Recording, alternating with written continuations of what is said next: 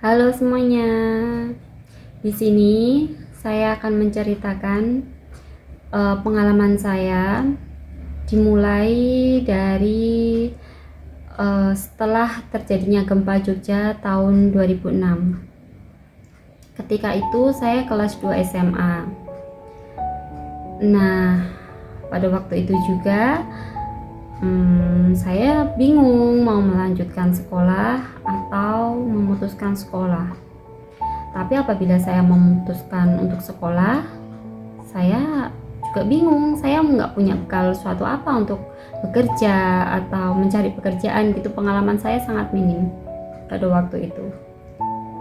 Tapi apabila saya melanjutkan sekolah, saya juga bingung karena waktu itu juga bapak saya, pekerjaan bapak saya itu, usaha bapak saya itu bangkrut. Dan SPP saya pada waktu itu juga lumayan besar, 250.000 per bulan. Ketika itu juga saya berpikir bagaimana cara untuk melanjutkan sekolah. Nah, tiba-tiba pada saat siang hari saya tuh dengar tetangga saya sedang ngobrol kalau Bapak Bupati Bantul waktu itu yang sedang dipegang oleh Bapak Idham Samawi. Beliau ini sangat baik sekali terhadap masyarakat, terutama peduli sekali terhadap pendidikan, membantu siswa-siswa yang ingin melanjutkan sekolah atau sekolah tapi kurang mampu seperti itu. Nah, di situ langsung dong saya berpikir saya harus bertemu sama Bapak Bupati Bantul. Saya mau minta bantuan untuk melanjutkan sekolah saya. Selama 2 malam itu saya nggak bisa tidur. Saya bingung, saya mau ketemu, bagaimana caranya mau ketemu sama Bapak Bupati Bantul. Dengan tekad, pagi hari, waktu itu hari Senin, saya tuh pamitan dong sama kedua orang tua saya seperti biasa, pamitan untuk sekolah, tapi saya nggak sekolah. Saya cari tahu jalan arah rumah dinas Bupati Bantul. Saya tanya-tanya sama orang yang di jalan arah rumah dinas Bupati Bantul itu di mana, sama baca plakat-plakat yang ada di jalan itu. Akhirnya saya sampai juga di rumah dinas Bupati Bantul. Di situ ternyata udah banyak yang menunggu Bapak untuk menyampaikan segala permasalahan yang mereka bawa seperti itu. Saya begitu sampai, saya langsung ke Pak Pol PP, langsung ditanya ada keperluan apa Mbak gitu. Saya mau minta bantuan Pak untuk melanjutkan sekolah. Oh ya, tunggu dulu, nanti ketemu sama sekprinya seperti itu. Oke, saya tunggu. Kemudian ada dong di situ sekprinya sedang ngobrol sama salah satu yang menunggu Bapak gitu, masyarakat yang menunggu Bapak gitu. Oh, saya pikir itu mungkin sekprinya gitu. Terus saya deketin Pak sekprinya itu, bilang kalau Pak mohon maaf, saya mau bertemu sama Bapak, saya mau minta bantuan untuk melanjutkan sekolah saya. Dengan permasalahan saya itu nggak bisa melanjutkan sekolah lagi karena terhambat oleh biaya seperti itu. Bapak saya bangkrut dan saya ingin melanjutkan sekolah seperti itu, tapi nggak ada biaya. Kemudian Pak Sekprinya waktu itu Mas Tri namanya, langsung oh iya nanti saya sampaikan Mbak, tapi tunggu dulu ya. Oke, saya tunggu. Di situ waktu hari pertama itu saya menunggu sampai jam 3 sore. Sampai jam 3 sore. Katanya suruh nunggu ibu yang sedang istirahat. Pokoknya saya waktu itu nunggu sampai jam 3 sore. Akhirnya ibu manggil saya jam 3 itu. Terus saya bisa masuk, langsung bisa bertemu sama ibu. Saya menyampaikan segala keluh kesah saya tentang biaya pendidikan yang harus saya bayarkan, tapi bapak bangkrut seperti itu. Kemudian waktu itu Ibu Idam bilang, oh ya, besok saya sampaikan ke Bapak dulu ya. Gitu. Ya, saya bilang gitu, gitu, gitu. Terus saya langsung berpamitan pulang. Nah, hari pertama itu Ibu ngasih uang saku ke saya. Alhamdulillah kan, bisa buat beli mie ayam waktu itu karena nunggu seharian juga lumayan lapar. Saya dikasih uang saku Ibu untuk pulang. Uang jajan ini buat uang jajan aja, seperti itu. Ya, terima kasih Ibu. Saya langsung pulang. Kemudian hari kedua saya datang lagi ke rumah dinas. Saya datang lagi. Terus saya waktu itu seperti biasa menunggu di Pol PP itu di depan di penjagaan itu, mau ketemu Bapak seperti itu. Kemudian sekitaran jam 8 gitu Pak Idam itu keluar. Pak Idam itu keluar mau naik mobil waktu itu. Kemudian Pak Sekprinya itu, Mas Tri itu langsung membawa saya ketemu sama Bapak. Langsung Bapak nanya ada apa? Saya langsung, Pak, maaf Pak, saya mau minta bantuan untuk melanjutkan sekolah karena Bapak saya bangkrut gitu.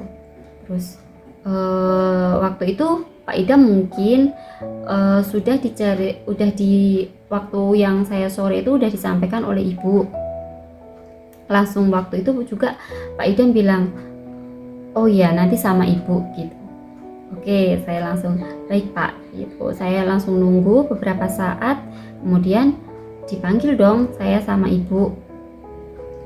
Dipanggil, terus ditanya SPP-nya berapa gitu. SPP-nya 250.000 Bu waktu itu. Terus oh iya besok pagi kesini ya bawa kartu SPP-nya gitu. Terus ya saya bilang gitu, nggih gitu. Langsung saya pulang.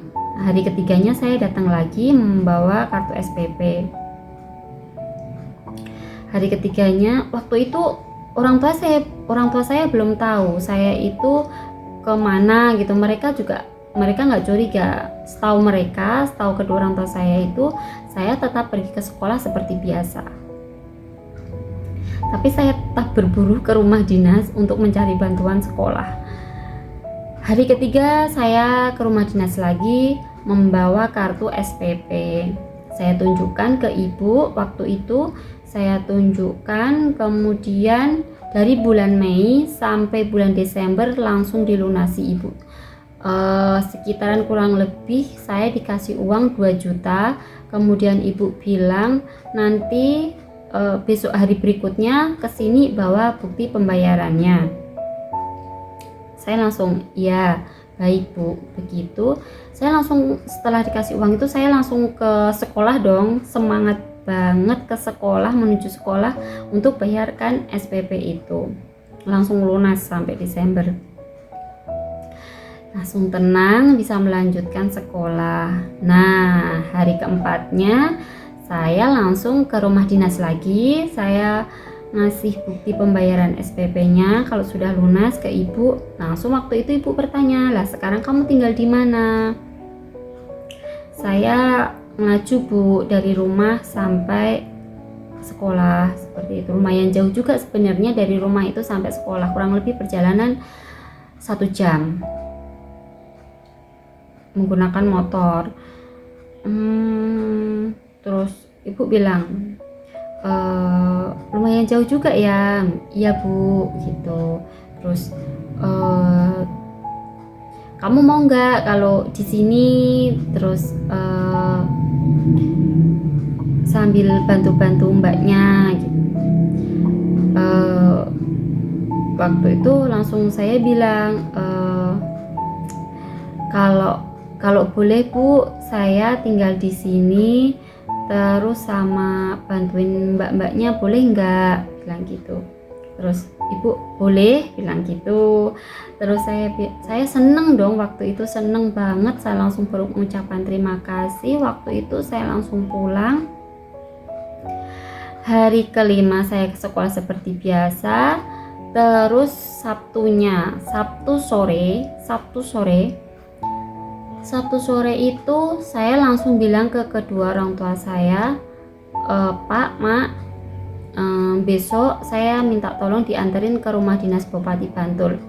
Orang tua kaget dong, ngapain gitu, mau ada apa gitu.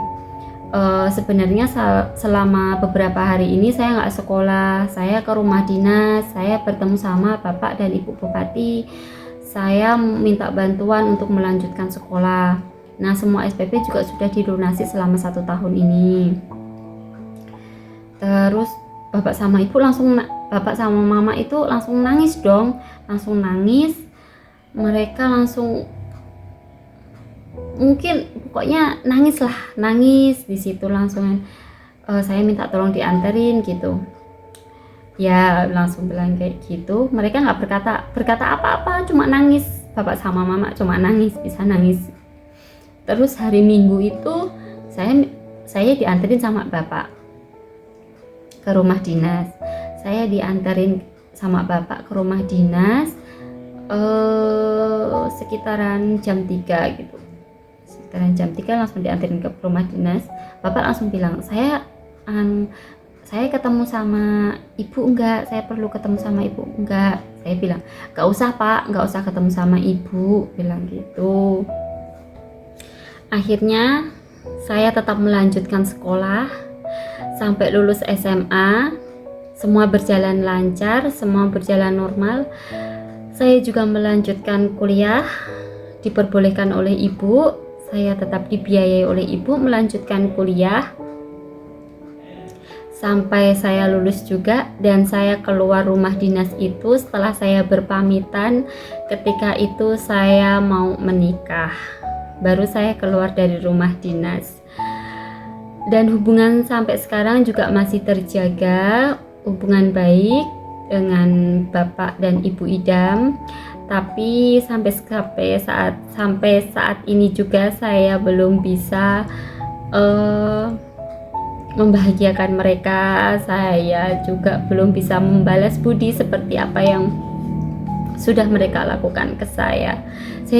Saya cuma bisa mengucapkan terima kasih buat Bapak dan Ibu Idam selama ini yang sudah membantu saya, membiayai pendidikan saya, membiayai biaya hidup saya, menganggap saya selayaknya anak.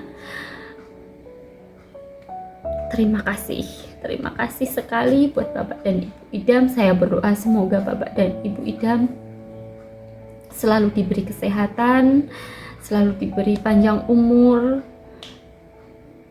dan selalu menjadi yang terbaik untuk orang-orang yang ada di sekitarnya. Begitulah cerita saya. Semoga membuat inspirasi buat kalian. Terima kasih.